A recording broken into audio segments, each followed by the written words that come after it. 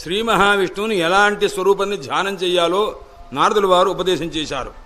ప్రసన్నమైనటువంటి ముఖం కలిగి, ప్రసన్నమైనటువంటి ముఖము, ప్రసన్నమైనటువంటి నేత్రములు, శోభనమైనటువంటి స్వరూపం, కపోలములు కలిగినటువంటి పరమాత్మను, శ్రీవత్సాంకిత చిహ్నము, ఘనశ్యాముడైనటువంటి పరమాత్మని, శంఖచక్ర గదాపద్మాదులు ధరించినటువంటి మహనీయుడు, చతుర్భుజములు, కిరీటములు, కుండలములు, కేయూరములు విని ధరించినటువంటి మహానుభావుణ్ణి ధ్యానం చేయనాయన అని చెప్పి సమస్త బ్రహ్మాండాధిపతి, బ్రహ్మాండములను తనలో నింపుకున్నటువంటి పరమాత్మ స్వరూపాన్ని ధ్యానం చేయవలసింది అని చెప్పి హృత్పద్మ కర్ణికాధిష్ట్యం ఆక్రమ్య ఆత్మన్యవస్థితం, నీ హృదయపద్మంలో ఉంచుకొని ఆ కర్ణిక అంటే మధ్యలో ఉన్న బొడ్డు స్థానం, ఆ స్థానంలో పరమాత్మ స్వరూపం, ఇంత విశాలమైనటువంటి స్వరూపాన్ని నువ్వు హృదయంలో పెట్టుకో.